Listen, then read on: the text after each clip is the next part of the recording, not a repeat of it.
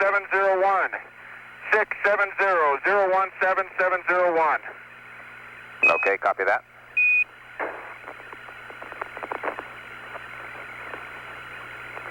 Okay, and the SCB is good. It's closed. It's in the shade. Or SRC, I guess. Okay. And Jack, when you get out to the SEP site, you might give us a reading on what the solar panels look like, how they survived the night with the tape on them.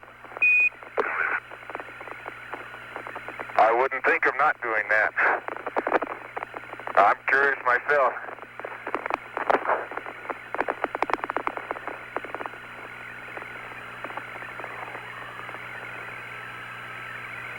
Okay, the TGE is on the LRV. Okay, I'm making an inventory. I've got the LeCreux battery. Okay, we got 1, 3, and 2 and 8. LeCreux blankets are open 100%. Battery covers are closed. Dust brush is on the LeCreux. TGE is on the rover. Jack, can you verify we got the right mags and a polar filter? Yes, sir, I verified that. Okay, very good. You better put that 500 back under the seat. Yep, that's where it's going. Well, Bob, it looks like it survived. As I stand behind the panels, the left-hand panel may be tilted at about,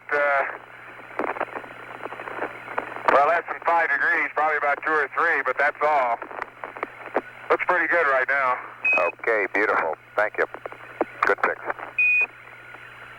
Okay. Okay, Bob, I'm going to take the TV from you. Okay, copy that, Gino. And the transmitter's going on. Copy that, Jack. I can do it without destroying it. Well, yeah, that's hard to do out there, Jack. Okay, TV camera, go in position 1. Transmitter's on. And, We'll lose the TV while Gene Cernan drives the rover to the Surface Electrical Properties site. Well, the Noman's moved a little bit, but not much. You'd expect that, I guess. Yeah, seeing the other end of the Gnomon up there in the sky has moved a little bit. Yeah, that's what I said. Okay. Camera, tongs, and I'll drive. West leg heading 270.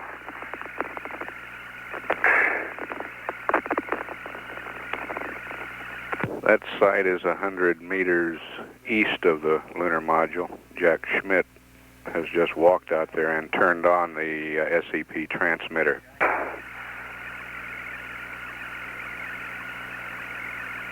I guess 26. Okay, copy. Yes, sir. Frame 27, Mad Charlie. Copy that, Charlie 26. 27. I had to relearn how to document samples, Bob. I just have. The first part of my role will have a lot of random exposures and focuses. Okay, we're back in business. And while I'm waiting for Gene, getting a rocket. Looks a little finer grain than the others we've seen in the LRV sampler. Along with some soil. And that's done. Man, that's a neat sampler. Only way to fly.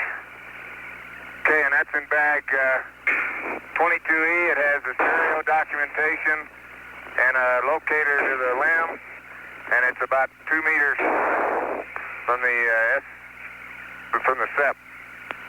Okay, and 22 Jack, Echo. Roger, copy that. Did you ever find any sign of that brown, fine-grained rock you saw on the way out to the SEP yesterday? Bob, let me give you some readings so I can get going. Okay, go ahead, Gino. Okay, amp hours. 108, 100. Volts are 6868. Batteries are 80 and 102, and motors are all off scale low. I'm on the way.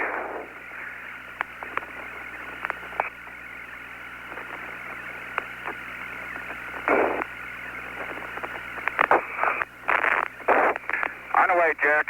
I'm waiting. Oh, there you are over there, huh?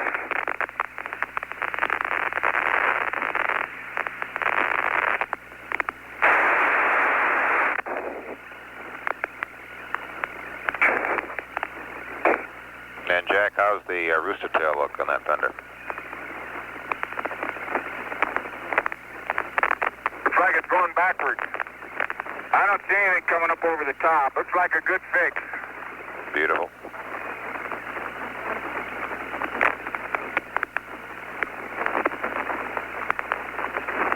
Okay, Jack, I got to come around. I'm going to come on this side and head west. Okay, watch you got the antennas? I've got one over here. Okay, I'll give you a line on the other one.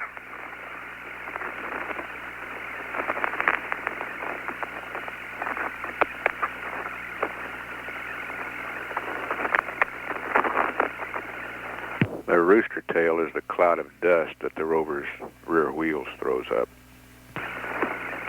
Okay, I'm getting close.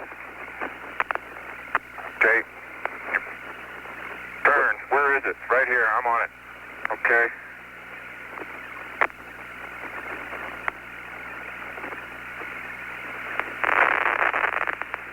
Okay, and I see the other one. Let me parallel that line.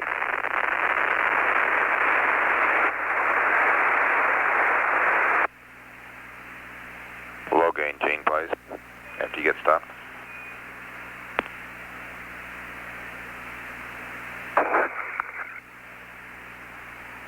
I guess that's about 2 or 3 meters, huh, Jack? You can better see where... Yeah, that's good, Gino. Okay. Okay, heading 270. Am I 10 meters from the transmitter? Probably not, huh?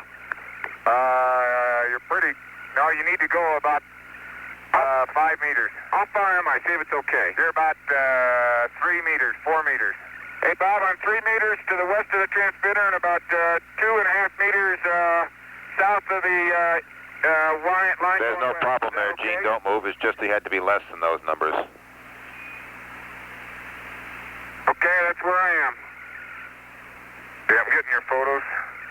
Okay, let me get my voltage reading, and I'm still reading 6.8 and 6.8. Okay, copy that. We don't need those. We just got them. And give us the nav numbers. Keep you honest. And give us the nav numbers. Okay, 265, 02 and 01. That heading, we want heading, pitch, roll, and sundial there, Gene. Okay, I'm sorry, Bob. Okay, you want a nav update here? Nav initialized, Gino. Yes, sir, you do. Roger. Yes, sir, I'm sorry. Go to the next page. Let me change my position here just a skosh. Let me change my position a skosh. I knew you'd...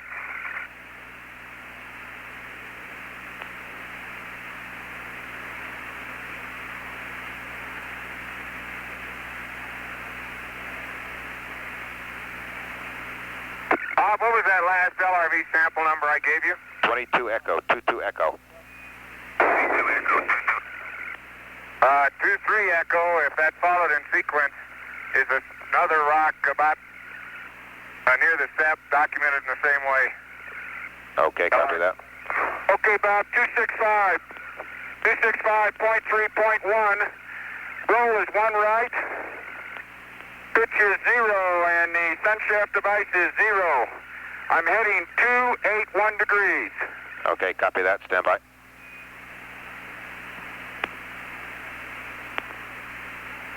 Okay, the recorder is on, and the receive power switch is on.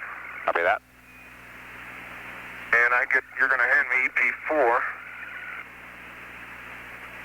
Get rid of this. Okay, 282 is the preferred, but that's too small to bother torquing, Gene. You're good as is. We're ready for you guys to go. Okay, that looks good because I have to come left just a skosh to proceed parallel down the west line. Okay, so we're ready for you guys to go. We presume you have the SEP photos, Jack? Yes, I do. Okay, and get your frame, we don't need, you can give us a frame count if you want, but remember to pick up EP4 when you get in the rover. Good. Okay, we got it, and the frame count is 17. Copy 17 for the LMP, and we need a nav reset to verify there, Gene. All right, did nav reset. I'm reading all balls. Okay, and did you happen to catch the set temperature when you turned it on, Gene, Jack? The receiver? No, I didn't. Doubt if it changed much since I called you. Okay, we'll catch it at station 2. Okay, low gain antenna is 240. We're ready for you guys to leave. Give us a mark on the leave. Okay. Here you go, Jack. When you... The SEP antenna and receiver transmitter both out, huh? Yes, sir. Okay. And Gene, remember we want to mark when you pass the end of the antenna. Okay. Can drive fairly slowly, huh? Yep. Until I get past the end, I got to get my heading changed about 10 degrees to parallel. We're still in the same relative position, Bob. Okay, very good. Okay. Okay, we are moving right now. Okay, we're marking that. Slowly.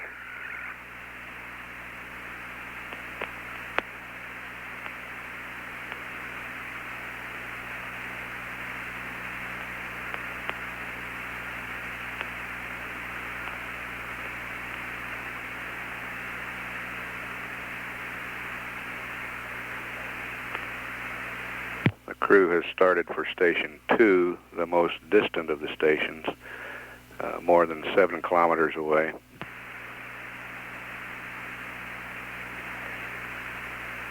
Mark it. Okay, copy that. Okay, we want to go past Lamb heading 260, Jack. We want to get at 080 at 0.4, get rid of this charge. Okay? Okay, and 17, a couple of words there as you drive along. Let me get them to you early here. One, we didn't bother to change all the numbers in the checklist, but by and large, because we think we're 200 meters east of where we were, you should probably increase all those numbers except for the explosive package numbers by about 0.2 to get the distance at which you'll come across these areas. Again, it's about 0.4, 0.5. We expect to deploy EP4. The more important number, though, is that it's 0.2 west of the ALSEP. As you pass the ALSEP, you might know what the range and distance are reading at that point. Okay, range is the one that changes on... No, wait a minute. No, I got it. Okay. Which is it? Range changes every half... On the half kilometer? Distance. Roger, Jack. The range is what changes in the middle at 50 meters and 150 meters. Okay, the fender fix is working so far. Beautiful. Great. Let me get around your flag. There's your flag way out there, isn't it? Yeah. Let me get around that. Yeah, man, that's really giving the ALSEP some room. Yeah. Okay, Bob. We're still seeing the light-colored Gabroic rocks. I think the reason I said 50% was because in this light they look light-colored, and that's probably largely because of the Zap pit halos. Okay, I copy that, Jack. And the hand lens that look like standard Gabbro. Okay. Now, Bob, I'm full out at about 11. Okay, you can turn right now. I'm full out at about 11 clicks right now. Beautiful. Oops. Give me a call as you pass by the ALSEP and get ready to deploy the charge, please. Okay, we're almost due south of the ALSEP now. Okay, copy that. So go about 0.2 kilometers further than that.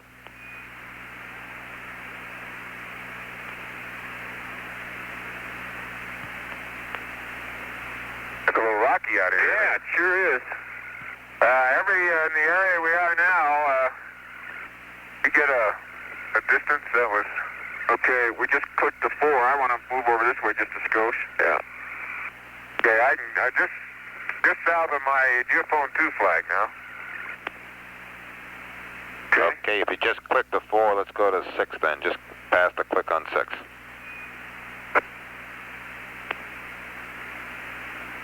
Okay, now about 080.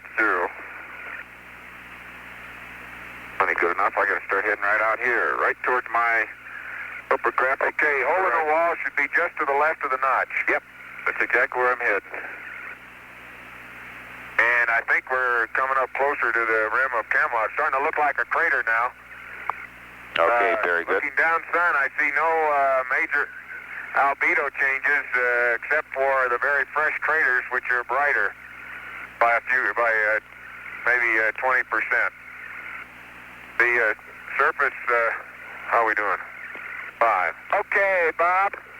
Here's your charge. Pick a spot, Jack. Okay, can you swing right out over there, about 10 meters ahead? Okay, give me a shallow turn. How's that? Okay, and I'll set it right there on that. Can you move forward, and I'll get it in that little depression? Okay. You stay on the other side of the rock? Yep. Okay. This charge is 1/8 of a pound. Okay, Bob, 083, 0.6, and 0.5. Okay, copy that. Okay, pin 1 is pulled and safe. Pin 2 is pulled and safe. Pin 3, pulled and safe. Ever stop and ask yourself what I'm doing? Okay, I copy that, Jack. Yeah. You can give us a frame count, we'd appreciate it. And might remind you to both check if you're in min cooling, since you got a long drive ahead of you there. Hey, I lost my sample thing. Is it on the floor? I hope so.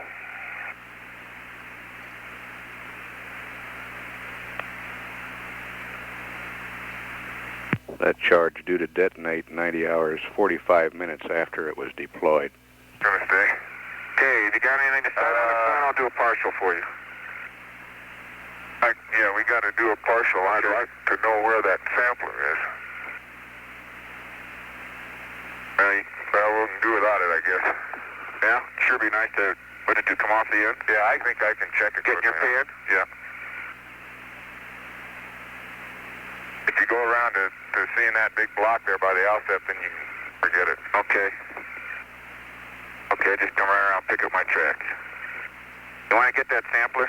Can you see it? I think I better look. Go ahead, take a look.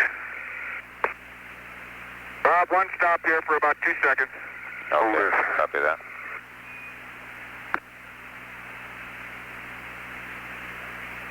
Station Down there. Why don't you put it on real quick and, I don't know why it was hard to put on. Right, it came off. Here, let me hold the end. There, you got them retracted? Retracted. Still retracted, let me know when. Okay. Okay, it's loose. Retracted, you want it? Retracted again. Okay, retracted. Go. Let go. Go.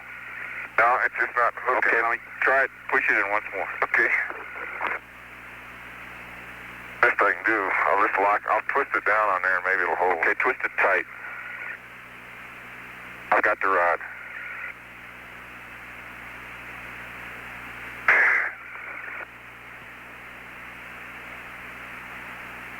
Okay, I'll just have to be careful. Okay, I got it. Get a little. I got it. Okay. You'll have to put it in. Push down. Okay.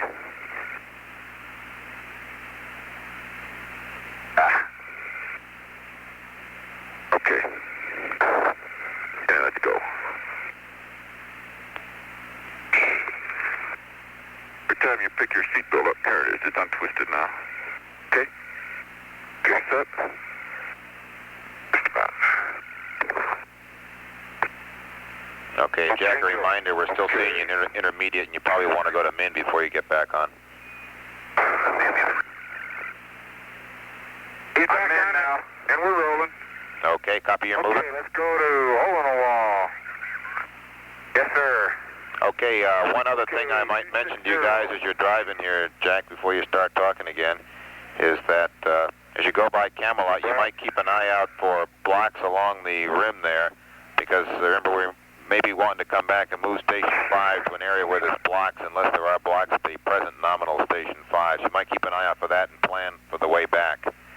A second thing, a reminder, if you do stop for rover samples or one thing or another along the way, give us a call and keep us informed, because we're timing you on the way out, and the assumption is, of course, that driving time out equals drive back time, and we're under a 63-minute limit to get you from the LEM out to the Station 2 because of OPS drive back. So keep us informed so we can keep a good tab on you. Okay, Bob. Okay. We'll keep you informed. Bob, I've got the thing 2 blocked, and I'm averaging probably 10 to 11 clicks. It's not exactly straight line navigation, but I think I can hold most of it. Roger, beautiful. Much greater. There you go. And Jack, a reminder on... She decides to turn. Whew. And Jack, a reminder on photos yesterday. You what? You apparently took quite a few on the way back from Station 1 to the SEP, and we're right nominal on budget now. But considering the fact that we didn't do much sampling, if you continue to use them at the rate you did yesterday coming back from Station 1, at least as we understand it, you'll be pushing us pretty hard in the budget. Should be every 50 meters or every 100 meters. Bob, okay. Now, you want to hear something? Oh, Roger, I'll listen now. Okay, the surface is not changing in terms of the detail. The surface texture of the fine-grained regolith still has a raindrop pattern. The blocks still look very much like what we sampled yesterday around the limb. They're light-colored, apparently Gabbros with zap pits, zap halos. Occasional craters show lighter-colored ejectas, both all the way down to say half a meter in size. Other craters that are just as blocky as those with bright halos have no brightness associated with them. Most of the brightest craters have a little central pit in the bottom, which is glass lined. The pit is maybe a fifth of the diameter of the crater itself. It's a fairly standard thing for most of these pressure craters, is that little central pit. Okay, we're just south of the rim of Camelot. There's a light mantle on the other side. Look at that crater. Whew. We've got the and there's Camelot. Oh, man, it's Shevitz. Woo! Take a couple pictures looking at that. Okay, can you swing a little? Yep. Okay, I got him. That is a 600-meter crater. Okay, and it is. Hey, how about a bearing and range there to help us pick out the LEM also? Roger, how about bearing and range to help us pick out the LEM location? Okay, 083, 1.2 and 1.0. Okay, thank you. Thank you.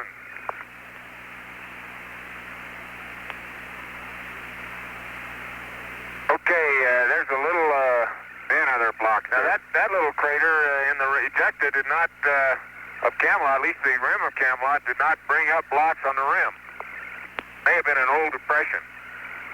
Bob, there's an extremely blocky area. I think Station 5 was over there where that block area is. The light-colored areas on the photos are essentially blocky. They probably 30% blocks, and all of them many of them are in the 2 to 3 to 4 meter size range. All of them look light-colored, look like the Gabbro we sampled from a distance. They have light halo zap pits on them. I see only occasional grayer varieties, which I believe are the non-vesicular ones, like we also sampled. Okay, copy that, Jack. Light-colored Gabbros are dominant. Thank you. Okay, Station 5 would have been, rather than in a light-colored area, would have been in a very blocky area. Okay. Station 5 is probably still very good for blocks. Okay, thank you. There's probably as big blocks there as anywhere on the rim that we've seen. Copy that. Okay, we ought to be going really between Horatio and Camelot now. I'm going to give them a call when we're due south of Camelot, see if they can't get a position on us. Hold it, Jack. Oh, watch it. Hold it. You can go around that one. Yes, you betcha. Woo! Let's slow the speed up a little bit. Gonna wrinkle your toes now. Okay. Oh, I wouldn't worry, Gene. Watch that blocker. That's probably more than 14 inches. And got a fairly close look. The rock, and it is the vesicular, looks very much like the vesicular Clinopyroxene gabbro. Thank you. Now, the surface of Camelot is mantled, or the rim is mantled with the same dark gray material, and it has the same surface texture, a very fine raindrop pattern. The saturation crater size does not look bigger than a half a meter, if that. Okay, Bob, I'm going to give you a 081, 1.6, and 1.4. We're south of the center of Camelot. Okay, thank you, Gene. One crater about... Okay, we ought to see your ratio here pretty quick. I think it's right up in front of us. Yeah, I think you're right.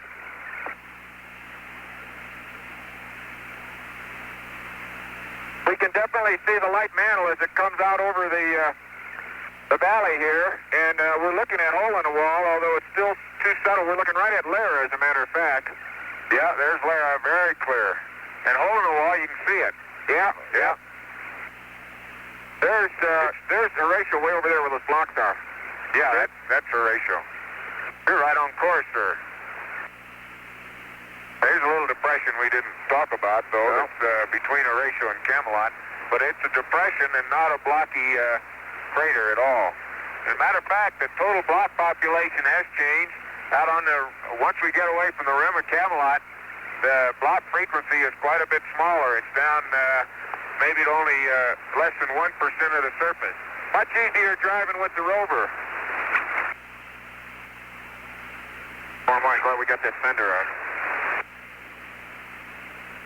Very obvious that rover navigation, because of the blocks and because of the smaller craters and very subtle type craters in this area. There are up to 2 meter bright halo blocky craters, and that's blocky wall craters. It may be instant rock rather than, I think it is rather than bedrock in the rim area of Camelot. Horatio's got to be there. It's Horatio right there. That's Horatio. Let me give another mark on the southern rim of Horatio. Okay, the scarp looks very smooth from here. No obvious outcrops at this time.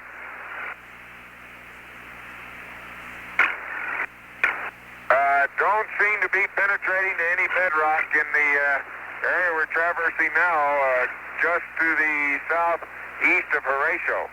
Horatio has a blocky wall.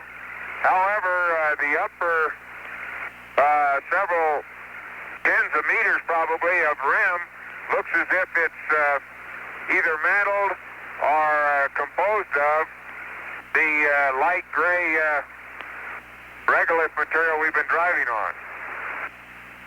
The blocks do not come to the rim of Horatio. Okay, copy that, Jack. I want to take you down there or not. Yeah, Jack, hold on. I'll take you down there. Horatio has quite a different appearance than Camelot. It is, and that's the main one. The rim, the blocks do not get to the rim. What's your roll? I know it's not much. It seems like a lot. I just gotta go around that crater. Yeah.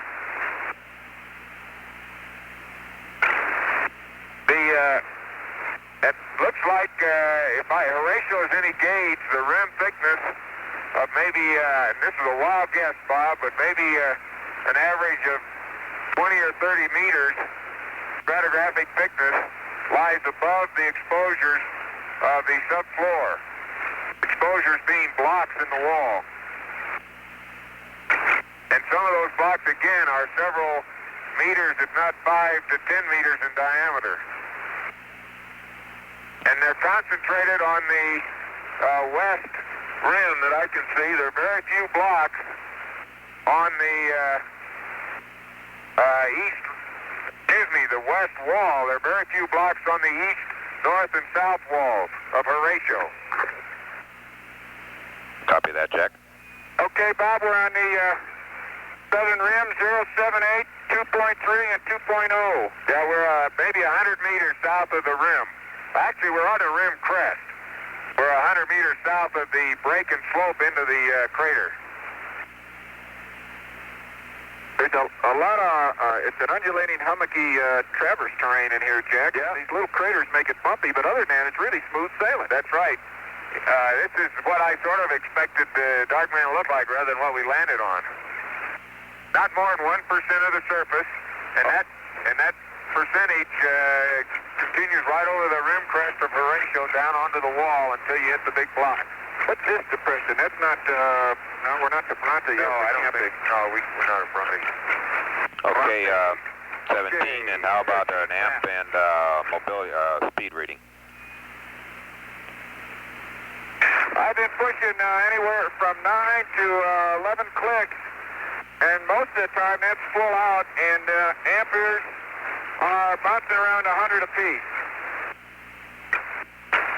Okay, watch these Downson yep, hard to see. I know they are. We're climbing, Jack, because I've been full bore most of the time, and all I get out of it is 10 clicks, and when I decelerate, you decelerate in a hurry. What's our next stop here? Sample at 3.9?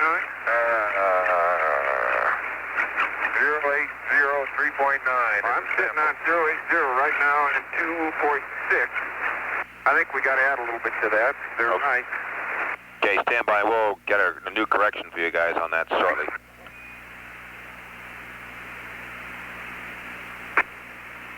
Okay, Bob, the surface is not changing. We see no craters that seem to penetrate into bedrock out in here. That is with blocky rims. And that's quite a contrast to the area we sampled at Station 1A yesterday. I cannot see in my field of view any blocky rim craters. Now, there are slight craters with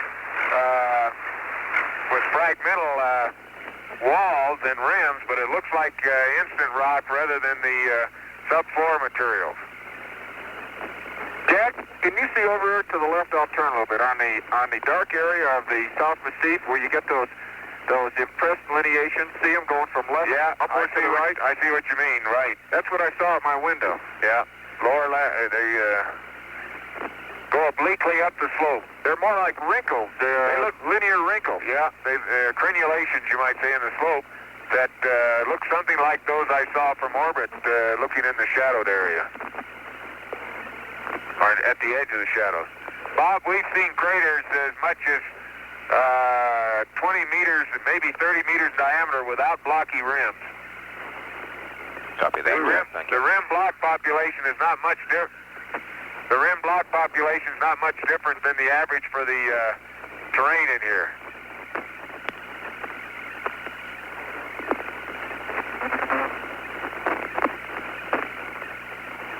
Well, I tell you, if we can't recognize a change in that albedo when we get onto that white mantle, I'm going to be surprised. Mark my words. Okay, the light mantle is just what Gene has said. That's it right now. There are some very bright craters in it. They stand out, bright halo craters scattered over it that seem to be quite a bit brighter than anything we have out here on the dark mantle. See those blocks over there? That's the first different colored blocks I've seen. They're sort of gray looking. Over to the right a little bit. Darker gray. Watch yourself here. Yeah. Okay, there's a crater with a big mass of block in the bottom. It looked like might be a secondary fragment from somewhere. Want to get a photo as we go by? Yeah, let's, can you swing a little bit to the right? That might be worth it. How's our time for traverse, Bob? Do we have time for an LRV sample? You're doing great so far. We're looking for that first LRV sample at about 4.2. That's in the light mantle if you can do it quickly. But it's we're not planning on it. Yeah, let's see. Target of opportunity there, Jack. Can you get? Go ahead. Okay, swing a little bit to the right now. Okay, right up across that little ray. Okay, and I'll try to get a chunk of whatever. Okay, keep going. Look at that big flat face. Whoa. Okay. Let me get the switch off. 082, 3.0, and 2.6.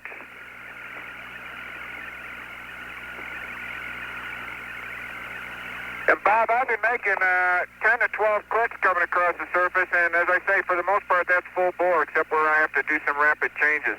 Okay. And by and large, the back room is interested in you guys pressing on to Station 2. Okay, we are. That's 10 to 12 kilometers per hour. The crew.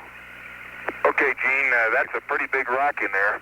Okay. And, Bob, I think this... Hold it down further. Down. It's got quite a bit of dirt in it.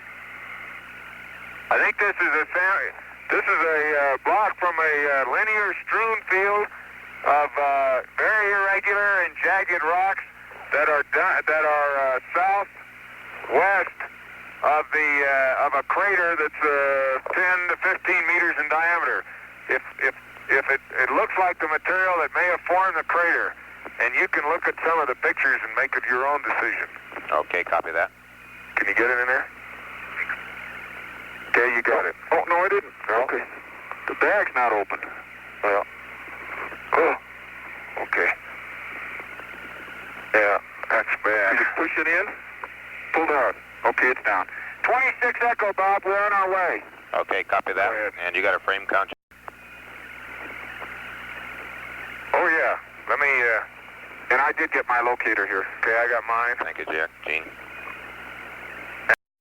The frame count is 95. Copy that. Holy cow. I better slow down my picture taking. Oh, roger, Jack. Okay, we're in a little area where the fragment population may be up to 3%. It's getting a little more like what we saw around the limb.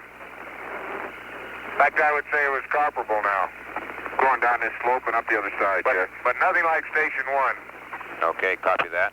And the next planned rover sample will be at a distance of 4.2, so 080 and 4.2. And it will be in the light mantle if okay, we got that disagrees with those numbers. Okay, it's in the first prong of light mantle, as I recall. Is that right? Roger, the thumb. Okay, Bob, you're heading at 260. Looks like it's right on, by the way, from what I see on the skyline. Okay, and how's the Logan antenna holding up? Well, I'm moving it, so I guess you're getting it. Yeah, we're getting it. Just checking. Bob, the blocks I see still seem to be the Gabbro. Except for that one sample we took, which I hope was what I thought it was. Gee, it's blocky here. Let's see, ooh, that's a big crater. We got to get around here. Okay. That must be Bronte. My God, is that big? That's bigger than I expected. Hey, I got to go around this thing. Yeah. There are some very, I got to go back here.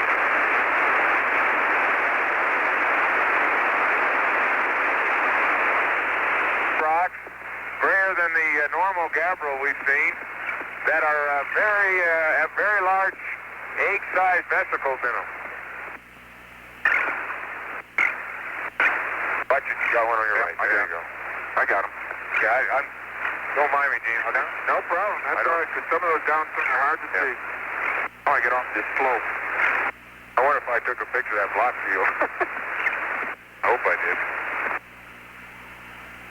Getting to be so automatic that I'm not sure what I'm taking it. Okay, I'm going to go through this ridge between, on High Point and Saddle here. Okay. How's it figure, Bob? I think we're just north of Bronte. Does that figure? Raj, that seems to be about where you should be on the map. We'll gather you're circumnavigating that a little bit. The comms dropping out from time to time. Yeah.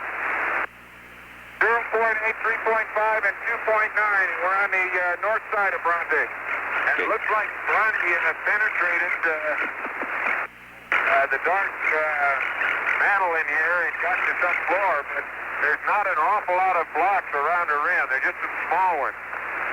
Compared to what we saw around, watch it. Yep. What we saw around Horatio, or in the walls of Horatio and around Camelot. Nothing also like what we saw yesterday at Station 1. Bob, that characteristic little dimple in the bottom of the craters is still with us. And it's invariably glass lined in the fresh ones. Okay, very good. Now that's not a complete lighting. It's just there's seems to be glass agglutinate, if you will, that's holding the fragments in the bottom of the crater together. There's one on the side of an older crater. We're back into about a 1% coverage. I suspect that the reason our block population went up there was because of Bronte. An awful lot of these small glass-lined little craters around. Yeah, and you notice, Gene, what I was saying about the little dimple in the bottom? Yeah. Watch the fresh ones, and they all have that little dimple as if that... Yeah. See, there's one right there. Man, you can predict it. Jack, you know, I think the white mantle is starting right over there. See on your right? Yeah, that's the first... The place you can really see it is where it's reflected off the slopes of the cliffs out there, but I think I hate to say it, but Charlie may be right. Well, but you know, one thing that may distinguish it is that the bright halo craters are brighter. But I can see it from here. Yep. On the floor of the valley here. Yep. On the scarp, it really shows up. Okay, block population is unchanged. Still appears to be where I can see large enough blocks, appears to be the gabbro, although they're not as much to look at now in terms of blocks. The surface characteristics have not changed. There are no craters that we see that are bringing up clear blocky rims. There's most of the fresh craters have instant rock around them. Craters of the same size that are older and more subdued, that instant rock is apparently broken down. I suspect the small zapping breaks that down fairly quickly. Okay, 17, copy that. You're still making about 9 to 11 kilometers? No, sir, I've been making from 10 to 12, Bob, mostly 12. Okay, can you give me a reading on the amps this time, Gino? Stand by, I got a little navigating to do. Okay, standing by. Okay, I'm reading 100, bouncing around 100 on both of them. Okay, how about amps, not amp hours? Up and down, hummocky terrain, I think for... Oh, I'm sorry.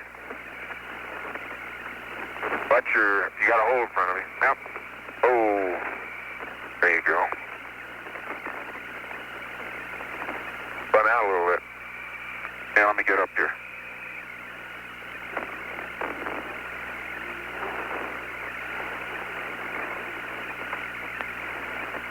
Good vehicle you got here. Yeah, it takes a little getting used to, though. Yeah. I'm not sure I want to go through many of those. No.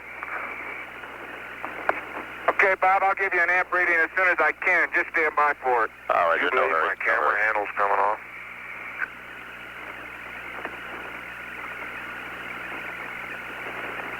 The terrain gets a lot more locally hummocky with some well-rounded rim, but very large aspect ratio craters, which you got to get around in here, in the 4 and 5 meter size. Charlie, I'm thinking of White Mantle. That's the White Mantle we're coming up on right up here. Yeah. See that on your right? Yep. That's it. There's not going to be that much different. Ooh. Not going to be that much difference, but look where you're going. I got to watch I don't lose my camera. It's come loose. See, now you can look where we're going to come up on a White Mantle. It's dusted with that light. Look at it. Yeah. We're only 100 meters from the Light Mantle. Well. Okay, how about giving us a range and bearing when you get to it? We're coming right up on it now. Yeah. There certainly is a change in the general albedo, particularly in the craters. The craters are much brighter in their walls than we've seen before. Yeah, although there still is a light or a gray dusting over the top of it in here, but it's clearly different. No question about that. You can't see the contact as you cross it, but we know we're coming into something lighter. Yeah. We ought to sample the rim of one of these craters when we get our LRV sample, because that's what's distinctly lighter. How about a range and bearing, guys? We're at 3.8 here, and we can sample that rim.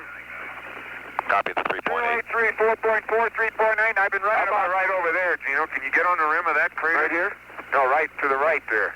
Right here. That light stuff. See the big crater here and the light material right on the rim? Yeah, I get there. But I'm going to have to not give you much of a turn because that's all right. I got the pictures.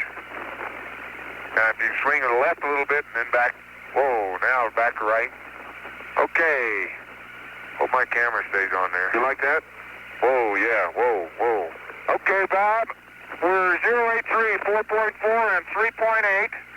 And I've been running about 20 to 25 amps, I think, at both. Okay, copy that.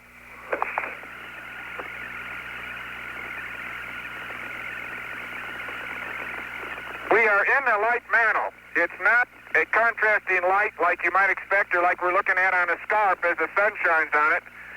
But I don't think there's any question. Okay, Yeah, the craters are definitely, to penetrate into it are definitely different. However, the surface texture is unchanged. There may be fewer blocks.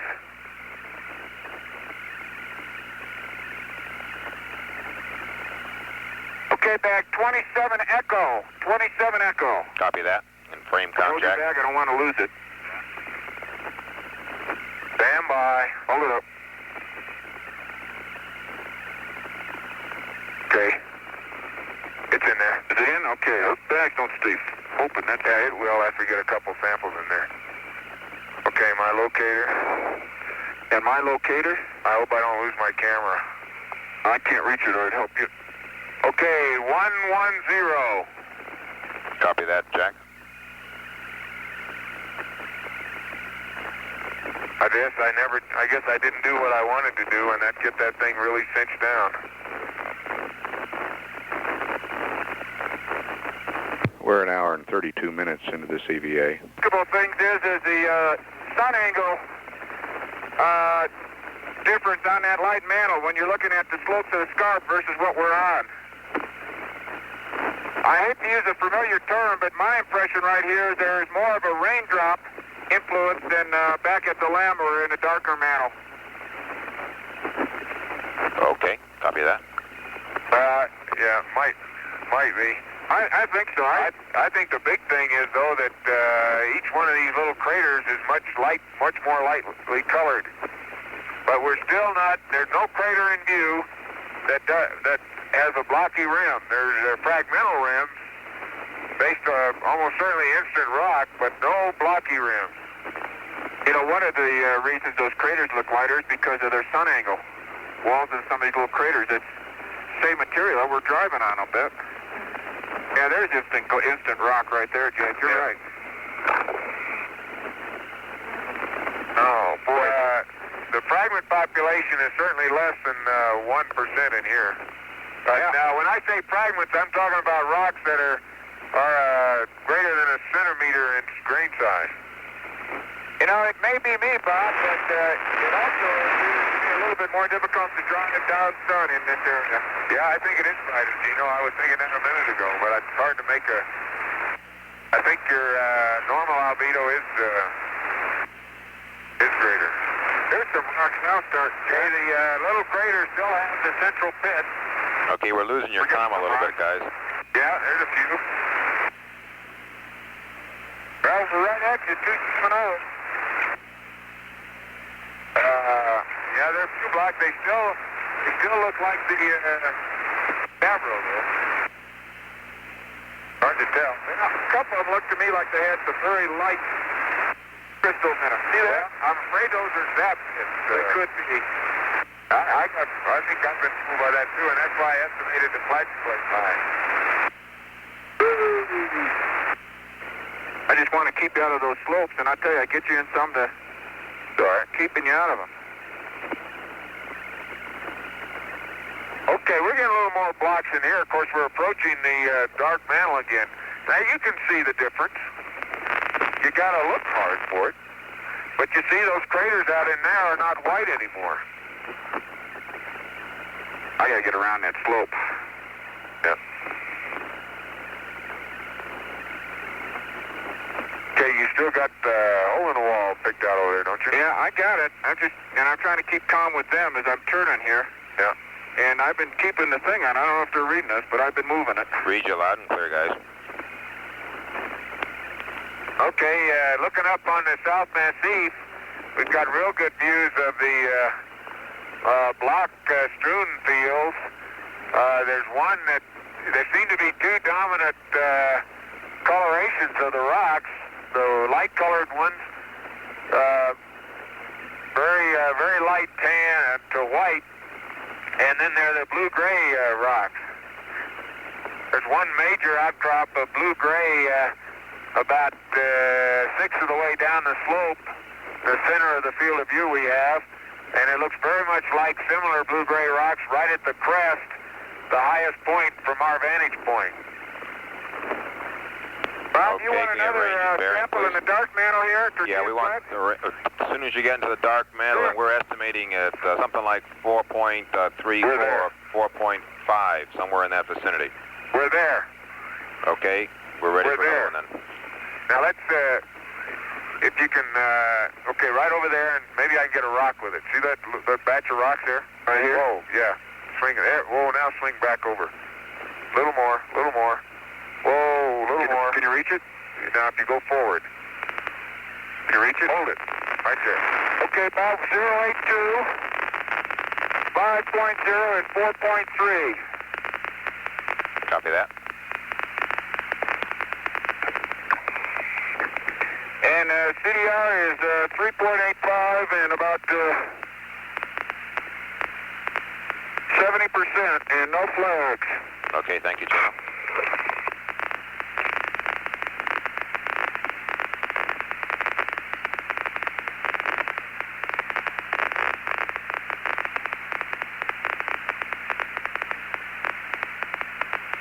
I got it. You got it? Okay, I got the rock. I got the rock, and there's some dirt in there. Maybe I better get a little more dirt. Yeah.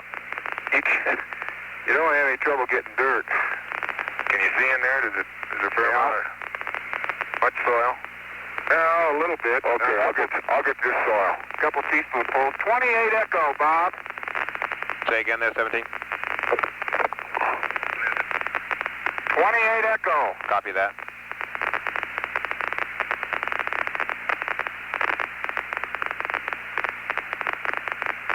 And that's primarily a rock fragment. Jack's getting a soil sample with it. Copy. Jack, look at the wrinkles over there on the North Massif. Yeah, there's no question that there's apparent lineations all over these massifs in a variety of directions.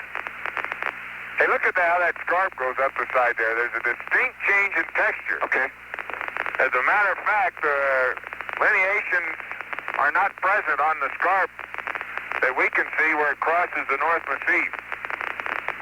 There is no sign of those lineations on there. Oh, man, yeah, I can see what you're talking about. Look over by Hanover. It looks like the scarp overlays the North Massif, doesn't it? Yeah. Okay, this last one was 29 echo. Okay, copy that, and that's the soil. Okay, now I need that, get in that bag. That's firm. Here's another one. Don't lose those. I won't. I'll pull it down. Okay, Bob, we are rolling. Copy that. And pray for me, Bob, that I don't lose my camera. Okay, Hanover is quite a ways up the slope. I don't think we would have gotten to it as we planned that time. But the appearance you have, the scarp, North Massif contact is one of the scarp being smoother textured, less cratered, and certainly less lineated. And I wouldn't be a bit surprised if it's, as Gene says, younger. Okay, Jack. But that goes, it's not just the slope, it's the materials on the other side of the scarp, on the west side.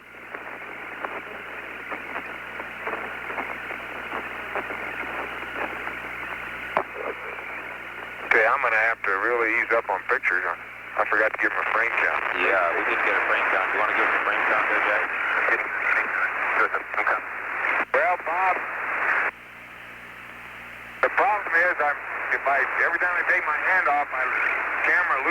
again.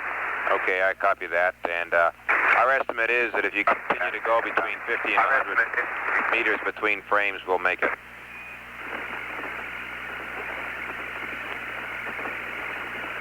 Boy, I tell you, are those Massifs getting to look big now? Holy smoly.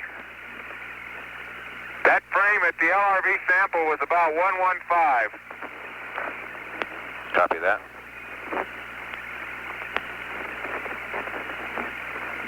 I'll tell you, that scarp looks nice over there too, doesn't it? Yeah.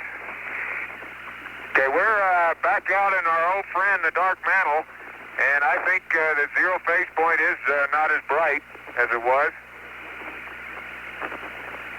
Passing a small crater, but the block population is still way down there and about, oops, what's that one?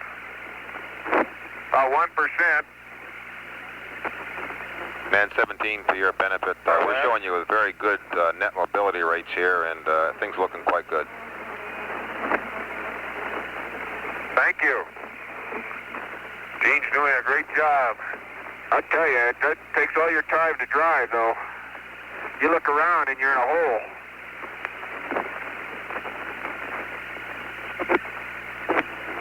Here's another small crater, instant rock, with the same little pit, a spattering of glass holding the pit materials together. None of the glass linings look very coherent, Bob. They mainly just seem to be a sprinkling of glass that's helping to or coating the instant rock. Okay, I copy that, Jack. We're in contact with America on the 28th revolution.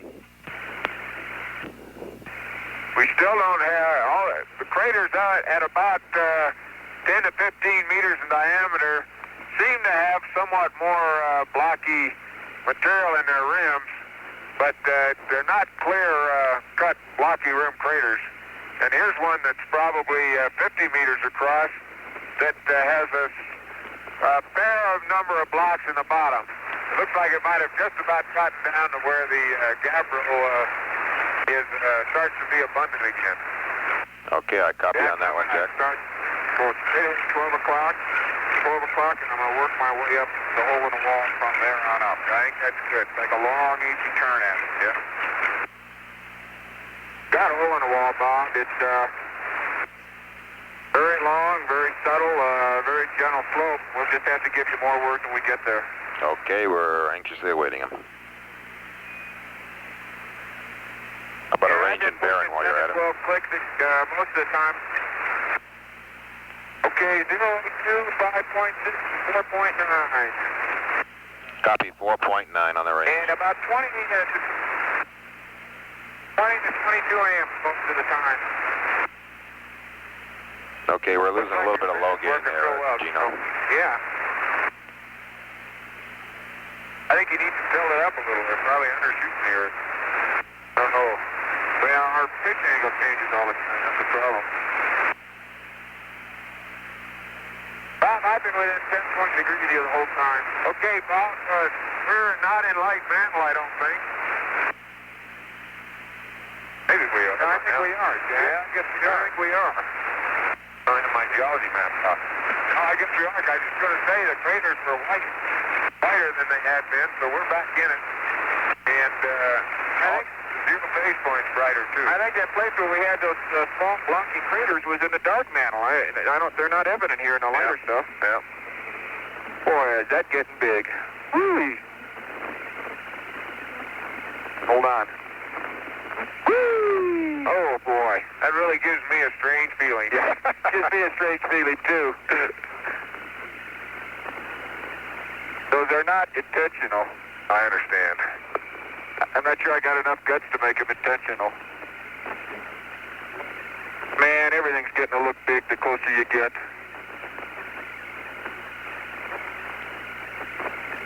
Hole on the wall looks more promising though, Bob. Yeah, I don't think that's going to be any problem. Until we get up and look back. Oh man, what a trip this is going to be. Dolly. That min cooling's just about right, isn't it? Yeah, it's just about warm for me. Yeah. Bob, is my bliss cooling working all right? Raj, it looks like it's working to us. Okay. Bob, are not the rock fragments still look like gabbro? The craters tend to have white walls and white rims, which they don't have in the dark mantle area. The block population is way down, 1% or less. However, the bigger craters do have more blocks, but nowhere does that population seem to get above about 5%. And that's on the walls and the rims of the craters, say, bigger than 15 meters. There's one probably 20 meters in diameter that has some blocks on it. You seen Nemo? I think Nemo's right over there, if I'm not mistaken. I don't know. Nemo will be hard to see, but yeah, it's probably that one right in there. Or back here. There's one back here. Well, it's pretty, yeah, that's close to the scarp. It's probably right off your wing there. Okay, I'm going straight ahead, and then I'm going to make a left turn. Okay, we're looking at Laura. Now, Laura, I can see blocks in the northwest rim of Laura. At least it's rugged terrain, and it looks like blocky terrain. One spot. That's all I see. It looks like it may be a couple hundred meters in average diameter. It starts about maybe 3/4 of the way up the wall and goes right up to the rim. Hey, Bob, hole in the wall seems to be a... look at that. Wow. Look at that crater. Right there? Yeah. That pit, that central pit, goes down about half the depth of the crater, and the crater is a fresh 3-meter crater. That's it. It almost was a cylindrical pit. Hey, Bob, hole in the wall is it's just a step headed down to the south or southeast on the scarp. It's scarp is just about what I think we all expected it to be. It's very rolling and relatively smooth. I don't really see any outcrop exposed on anywhere out here to the south. No. You see, now there's Station 3 area right up there. Yep.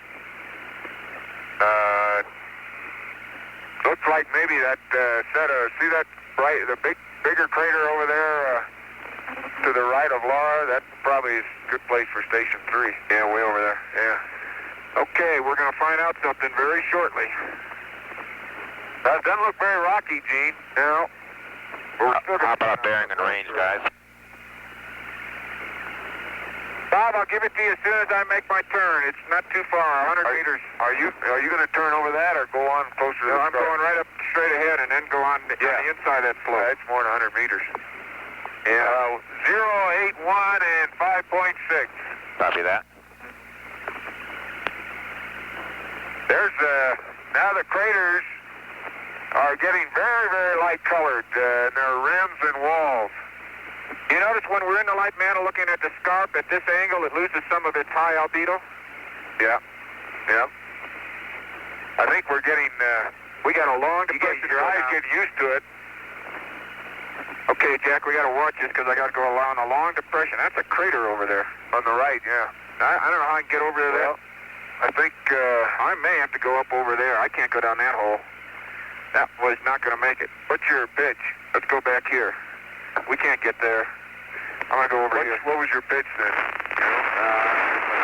Hole primarily. I can't go there. Yeah, I think you're right. We'll go up this gentle slope, see what's on top. Okay, let me get my... All right. In lunar orbit, Ron Evans is right on the flight plan. We made a turn to the south a little bit at 081 and 5.7. Are you going to try to drive up there? I don't think we got any choice. Okay. It looks to me like right on just to the left of that, yep, white crater is or even right like you're headed now, and then bear up to the right.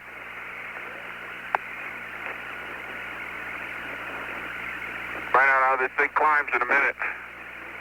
All right. I think you're right. Okay, Bob, I'm starting up the scarp at 081, 6.6, and 5.7. Okay, copy that, Gino. This is the first tongue of the scarp. I don't even think the rover knows it's going uphill. I've got about 37 or 8 amps.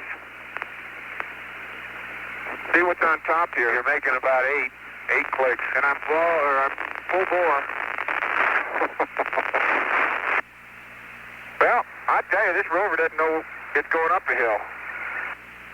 Looks to me like you may be able to head just like you're going. Yeah.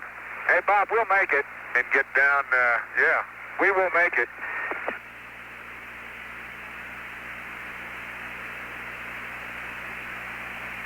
Get my antenna adjusted.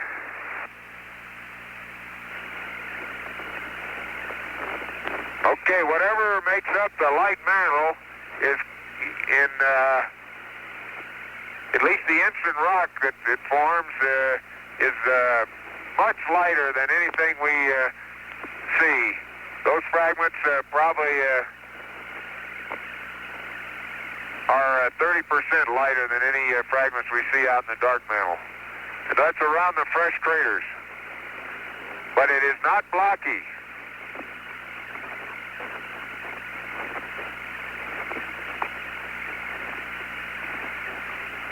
Bob, are you still reading? Roger, read you loud and clear. Okay, I just want to make sure my antenna's working.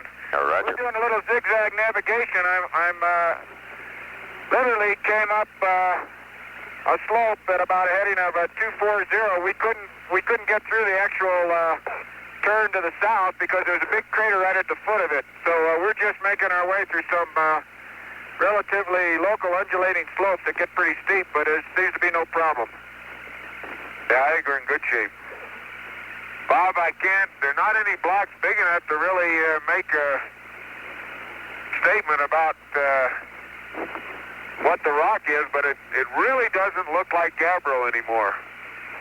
Okay, copy that. Reminder that eventually you're going to have to turn to the south a little bit to pick up the final thing at Station 2. But we're not on top of that scarp yet. We're still in the hole-in-the-wall ramp. Okay, copy that.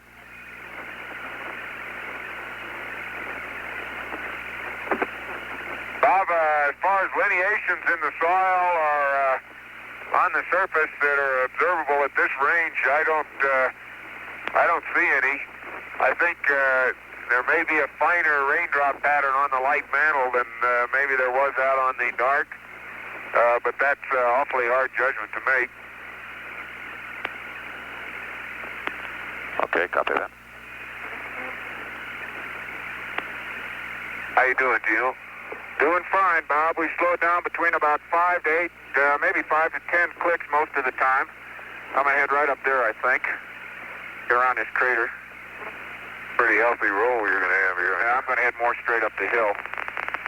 Once I get up on top, I'll be all right. I'm going to head down in this hole and then up that way. Yeah, I think that's good. I don't mind pitch, but I sure don't like roll. I don't either.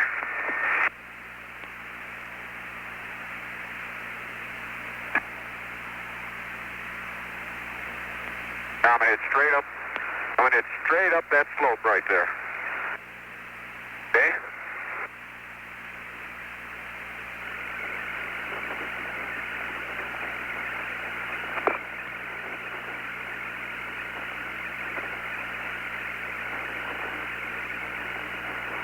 Ron Evans performing infrared, ultraviolet, laser altimeter experiments.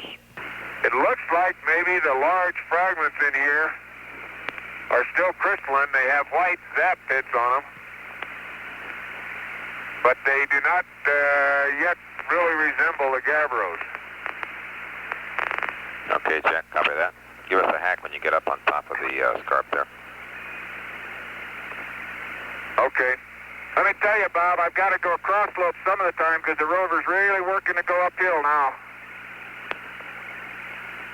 Alrighty. But we're almost there. As I look up the scarp to the west, there are some big blocks scattered around on the horizon. But again, I would guess that we're not dealing with more than 2 or 3% total coverage of blocks in here, if that. Well, I think for the most part, we're on top. Yeah, we're on top. Bob, we're at 7.8, or correction, 078, 7.2, and 6.2. Copy that. Jack, where was Nancy with respect to those tracks up there? Well, they never really had any good tracks pinned down, I don't think, on it. You'll be able to see Nancy, I think, as soon as you get over this hill. Well, I tell you, when we look back, that's going to be quite a sight if we can see into that sun. We have been coming uphill. Well, I'd say this is the last straw to the top. And is she working? Come on, baby.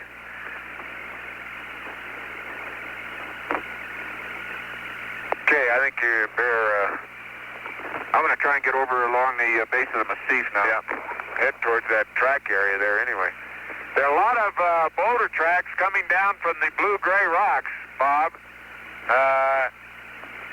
We'll see whether or not we're going to get to those tracks at Nansen. We might want to move over to the track and see if we can find the boulder that made them. Okay, if they're in the vicinity, that might be a nice idea. Where those tracks come from. And we gather you're slowing down to about 5 clicks now, kind of with this last rise. Yeah, I'm back up to about 7 to 10 now, Bob. That's the slowdown is because that's about all it'll take. Bob, I have the impression that there is a dipping zone of blue-gray outcrops or block concentrations up there on a massif that trends from the high point just beneath the earth, cross slope, and probably is, at least apparent dip is, I don't know, 10 or 15 degrees to the east. It looks like those outcrops may match up along that trend. Okay. Yeah, I'm going to head right along this ridge because I think that's the depression we're talking about. Yeah, that's Nansen down there. Right? Where are you looking? Right there? I think right below. I think you're right. I think that's it. Let me get over here and then I'll head a little bit to the south. Yeah, we're a little more west, I think, than we intended. I think you're right. Bob, 7.8 and 6.5.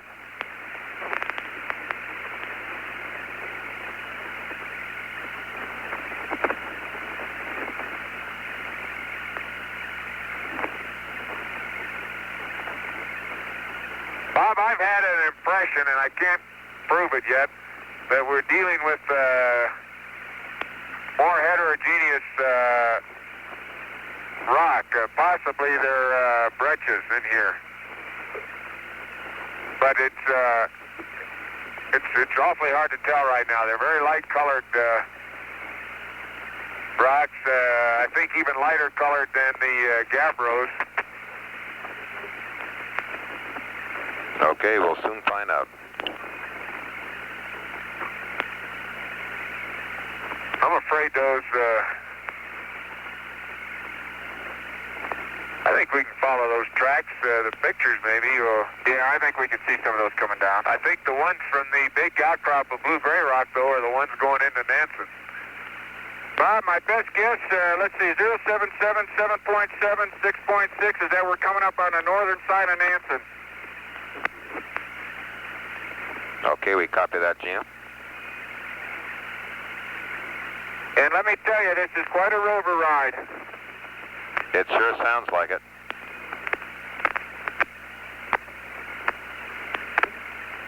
But it's quite a machine, I'll tell you. I think it'd do a lot more than we'd let it. That's right. I think that big crater up there on the side is the one that you could see in the photographs just above Station 2. Yeah, I think if I come up here, do a hard left turn, you unbuckle your belt, you roll right down in the bottom of Nansen. I'm afraid you're right.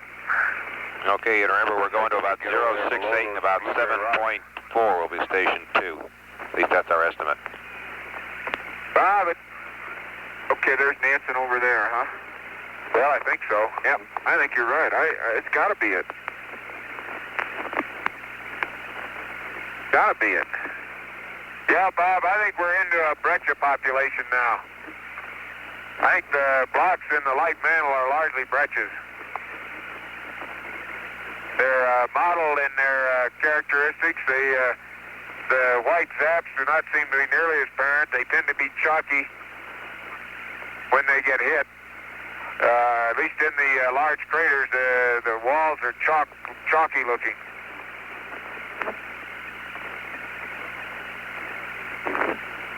Oh, yeah, we got boulders at Station 2. Yep, they're there. Yes, sir. Boy, I tell you, if I hang on to this camera until you stop and can tighten it up, it'll be a miracle. Bob, how long have we been driving? Stand by, and we estimate you got about 1.5 kilometers to go, a little over 1 kilometer anyway. Stand by, we'll check on the time, but you're doing now, great. How long have... We're 2 hours into the EVA. Man, this has been a trip. Man, I tell you, we're really up on top of this thing. You guys been driving 64 minutes, and that counts the time to stop and deploy the charge and pick up the rover samples. Hey, Bob, we are very clearly going downhill now into the trough area that surrounds the massif, or between the mantle and the massif. But the trough is much greater in extent than just Nansen scale. It's probably 1 kilometer wide. I never realized that it was so much of a depression in here. Okay, how about a range? I'm not sure we'll be able to see the limb. 0748.2, 6.9. Oh, we won't be able to see the limb from down here. We'll be too low to see it. In fact, I don't think I can see that far.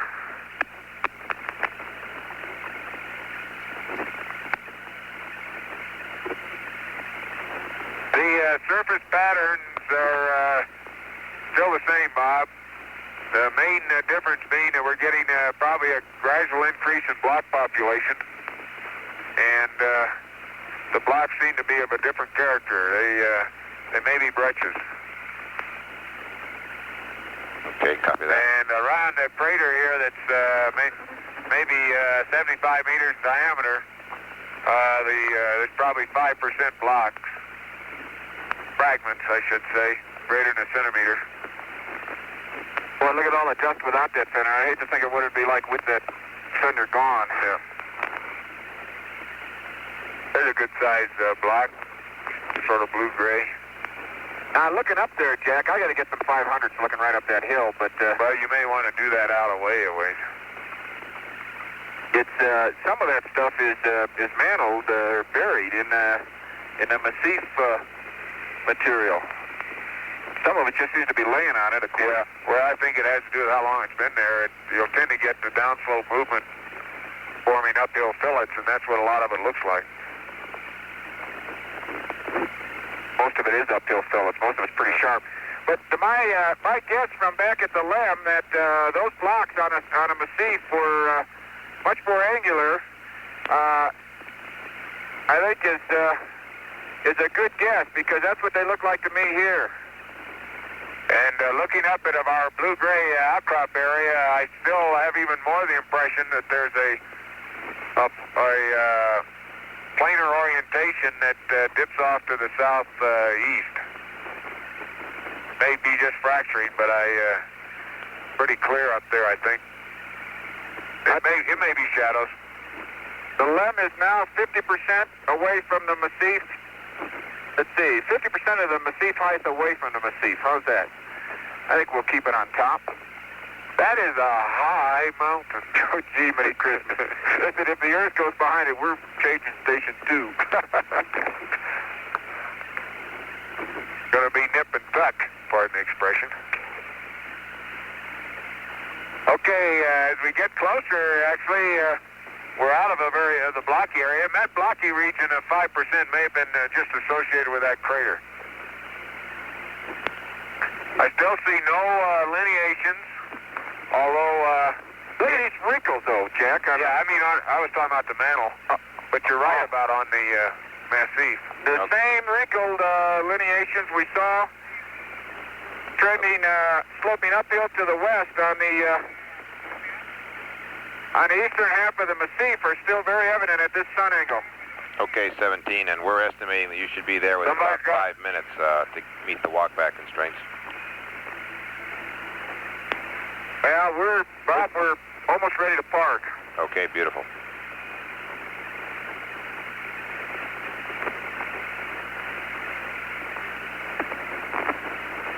Well, I wouldn't have gone so far as to say that. Well, we're getting close. I'll give them their 5 minutes. We'll make it by then. Bob, the boulder tracks are really just chains of small craters for the most part.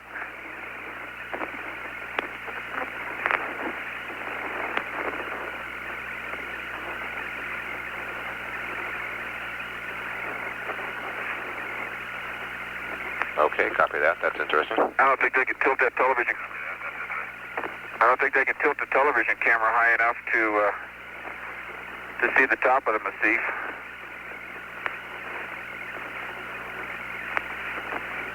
Jack, we're on the edge here, but I don't know if is that. Now let me go up here. No, you're doing great. For 071, 8.9, and 7.4. See, there's Nansen off to my right now. Yeah, I just want to make sure that I'm not driving down a hole here, which I am, but I don't want to drive down Nansen. No, you won't. The saddle, the end of Nansen's over there near those blocks. Right over there.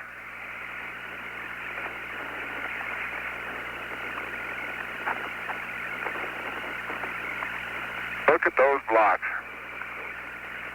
Unfortunately, the good boulder tracks are over into Nansen. Going on here very slowly. I think station just about anywhere near the big blocks. Yep, that's where I'm going to put station 2. That's where I'm going to put it.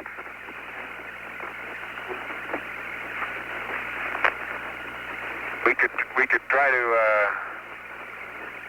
see.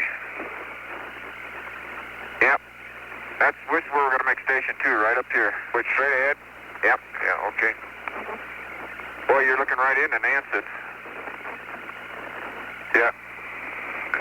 We're right where we wanted to be for station 2, and it looks like a great place.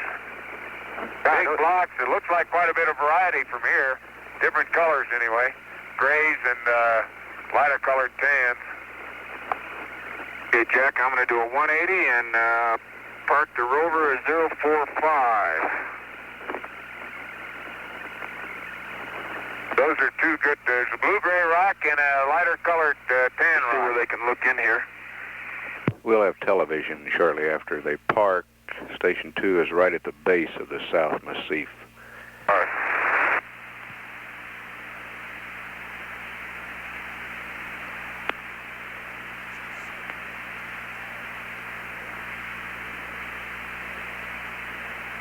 Bob, you ought to have us again.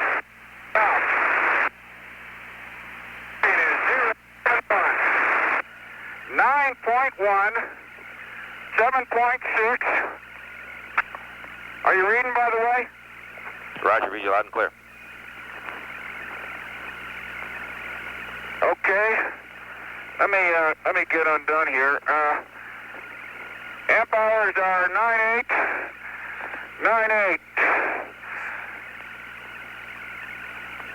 Batteries are 90 and 112. And motor forward left is off scale low and right is 340. Forward rear is off scale low and right is 240. I expect we got a bad meter. Okay, copy that on the 340. And you want to give me the bearing one more time there, Gene? All I got was the distance of 9.1 and the heading and the range. Yes, sir. 0.1, 9.1, 7.6. We are right at station 2. Look at Nansen. Okay, we copy that. When you're at the station here, there's a couple things we'd like for you guys to look at in the overhead in addition to them. We'd like the TV lens to be dusted in addition to the regular dusting. That'll take the lens brush, remember. Can you try to tighten that? You might check the low gain antenna elevation to make sure it's at 45 degrees. We think you commented on that. And I think you're right now looking at tightening Jack's camera handle. But I'll work on that, Gene. You go ahead with the other. Okay. Yeah, we are at 45 degrees, but let me check it. I'll lose the comm on you a second. I got to turn it towards me.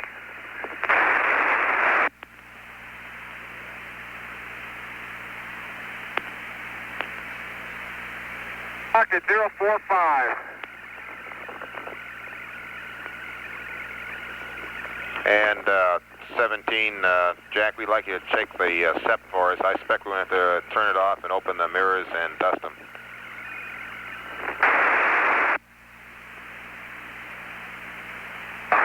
Well, when you get this picture...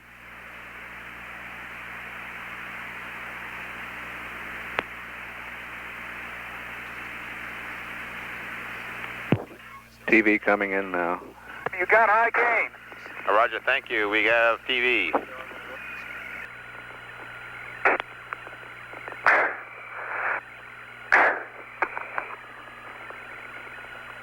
And, we did not get a good bearing from you guys. We might also check the LMP's camera. Okay, I'll give it to you again. That's fixed. Oh, you mean for pictures? Roger, okay, I think LMP.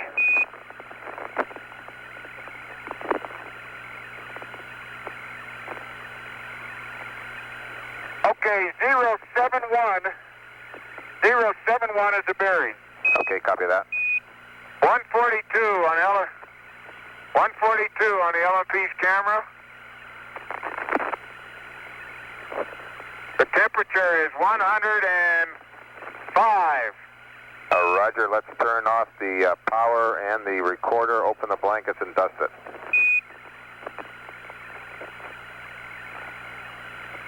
Power's off. Blankets are open. And Gene, you'll have to dust it. I'll get it. I got a lot of dusting to do here, Jack.